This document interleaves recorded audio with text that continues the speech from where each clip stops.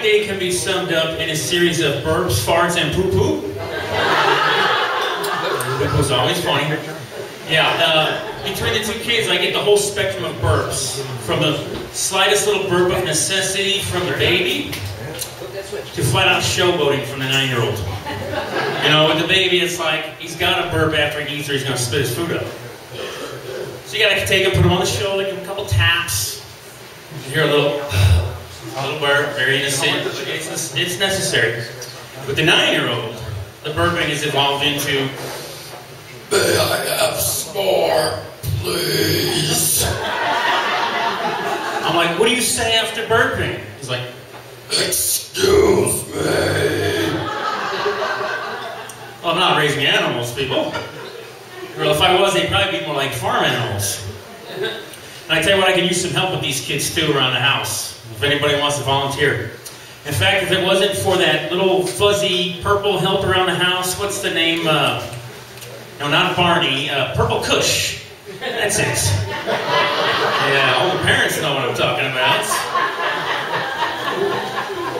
And it's like, my wife is such a better babysitter than I am. Or maybe the Purple Kush.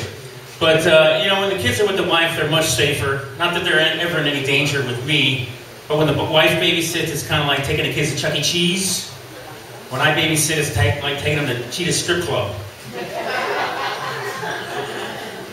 Oh, man. You know, one of the most important things you need to buy when the wife is pregnant is the baby cage. You got to know where the baby's at all the time. It's important. You don't want to lose track of the baby. So the baby cage is an essential child-rearing piece of equipment. Everybody looks confused. Oh, you may call it a playpen. But that thing's really a cage without a fucking roof. In fact, I like to call it the rectangular octagon. I tell you, it's a battle in there. Those UFC punks couldn't last 30 seconds in the rectangle. Be like, "Hey, tough guy, what's your escape move for shit all over your hands?" Like I said, it's a battle. It goes like this most of the time. "Ladies and gentlemen, welcome to the main event. In this corner, standing at 5'10", weighing in at 160 pounds. That would be my ultimate fighting weight. Wearing the red trunks, to report, Daddy. And in this corner, the champion, standing at 23 inches tall, 31 pounds. 5 pounds, that's gotta be that diaper. Somebody needs to check that diaper. Wearing the white, droopy diaper, give it up for Jaden, the Huggy Killer Barnes. Those MMA faggots. And I don't mean any offense to gay men, they're not fags. They're not afraid to get a little shit on their hands after all. Ain't that right, boys? Well, the baby's walking now. And everybody's always asking the first year, "Hey, is the baby walking yet? When's the baby walking?" My kid was walking at 14 months. My kid was walking at 8 months. Everybody wants to know when the baby's walking, and I'm like, now that the baby's walking around destroying everything in my house under the 3-foot level, I may have to take that fucker's legs out. And that's 4 feet. Shit, I better get home.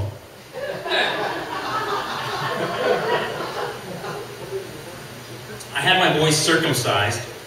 Not even religious, it's more for appearance, cosmetic reasons. Some people say mutilation. I think not. I'm going with beautification. Ladies, back me up on this. This is not the most appealing real estate you've ever seen, am I right? The only thing we got going for us is location, location, location.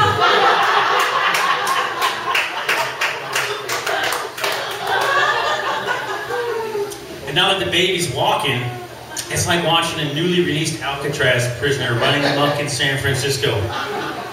Just the kid's got chocolate all over his face from the Ghirardelli factory, spaghetti sauce on his shirt from Little Italy, and he's like a bull in a Chinatown shop. But don't worry, I taught the boy, if you drop your binky on Castro Street, don't pick it up.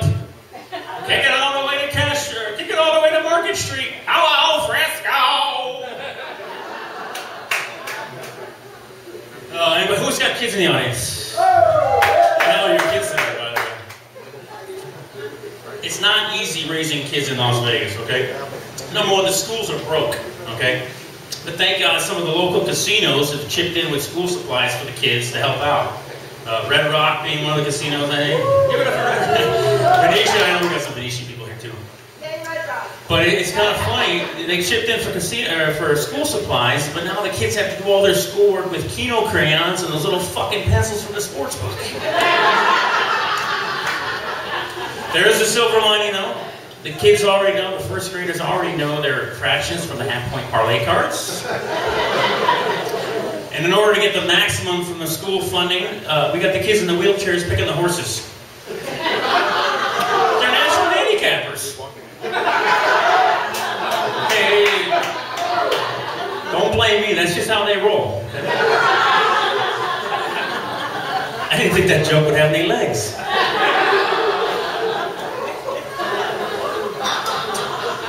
Took the kids out the other day for dinner, and you know, the kids always want something different to drink. They don't want to drink milk, so we asked the waitress, what do you got to drink for the kids? And she's like, well, we got the old standard. We got the Shirley Temple, which is like some Sprite or 7-Up, ounce of cherry juice, cherry on top. Got the Roy Rogers, everybody knows that one, right? Coke or Pepsi, same thing, ounce of cherry juice, cherry on top.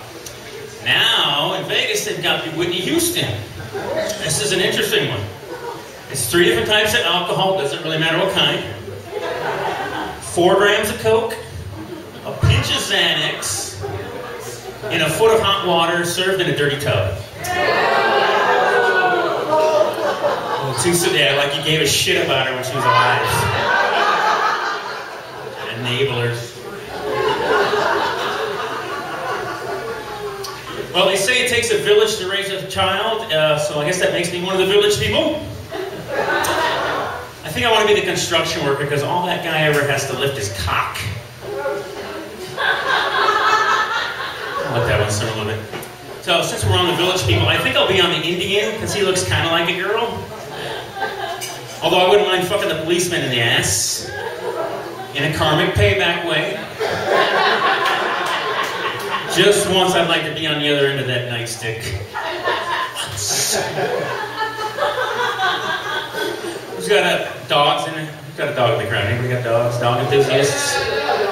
Yeah, you're starting to piss me off, okay? I was driving in here and saw a bumper sticker that says, my pit bull is smarter than your honor student.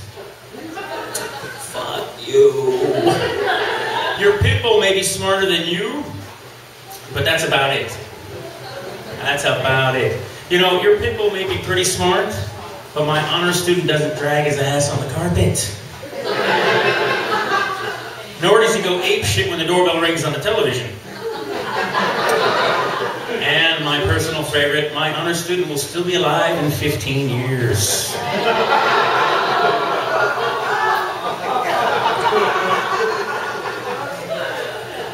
I'm tired of people saying the dog is part of the family. And the dog's not part of the family. Especially if you have kids.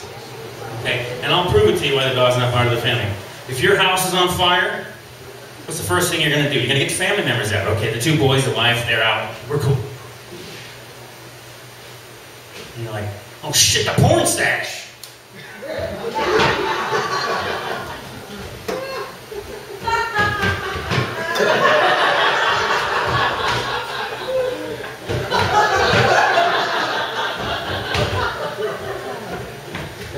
I managed to save A through E. Then the kid's like, Daddy, what about the dog? Here, Mr. Snuggles. It's like, kid, I don't think the dog's gonna make it. And you can forget about the aquarium. We're having boiled fish for dinner, boys. And another reason I'll prove the dog's not a part of the family. All right, guys? You wouldn't jerk off in front of your mom or your Auntie Jen or your grandma, right? No, you're not supposed to.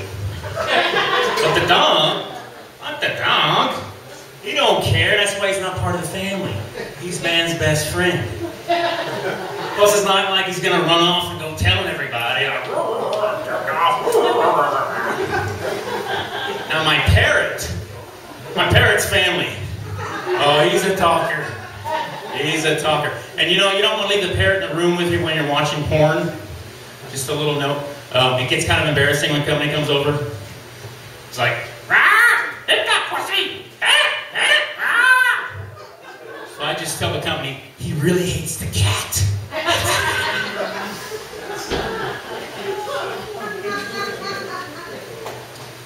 So I'm watching Dora the Explorer today. All by myself. Hey, don't knock it, I've learned a shitload of Spanish so far. It's kind of like Rosetta Stone for dummies. So I figure if they can teach a monkey in a backpack, I'm good to go. I'm good to go. And I think my favorite part of Dora the Explorer, my favorite part's still coming, is the part at the end of the show when she's like, and what was your favorite part of the show today? And then she looks into the camera and there's a real uncomfortable silence. Kind of like right now. And then she says, that was my favorite part too. So seeing as I'm all by myself, I like to play a little bit. So she's like, what was your favorite part of the show today? I really like it when you gave Boots a rusty trombone while Diego was giving you Dirty Sanchez. And then she says, smiles again, I like that part too. And what's with all these cast members on Nickelodeon? Everybody's singing about pirates this month. It's like Pirate Theme Month. It's like, yo ho ho, and we're good to go. Does anybody remember when pirates were like murderers and rapists, and pillagers and all that shit? It's like, you shouldn't be singing stuff like, we are happy pirates, we're murderers and pillagers, we are happy pirates, we've come to rape your villagers. It just ain't right. Kids shouldn't be singing that. What's next? 20 years we'll be singing, I'm a happy terrorist, my life is fueled by hate. I'm a happy terrorist, watch me detonate.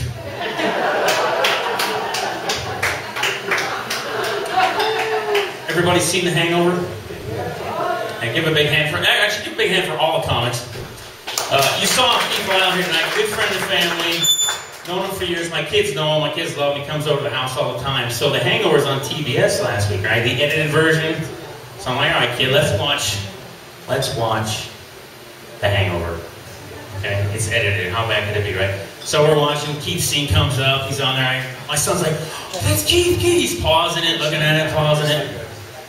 And the ending credits come up, his name's coming rolling up, and my son's like, oh, it's so exciting, man, that is so cool. And he looks at me and he says, Daddy, how come you're not on TV like Keith? So I thought about it for a second, I got down on one knee. I said, because of you, and that little brother of yours, what's his name? Anyway, so we're driving down Tropicana the other day, right? A little voice comes from the back seat, says, Daddy? What's an adult superstore? I'm like, all right, I can handle this. All right.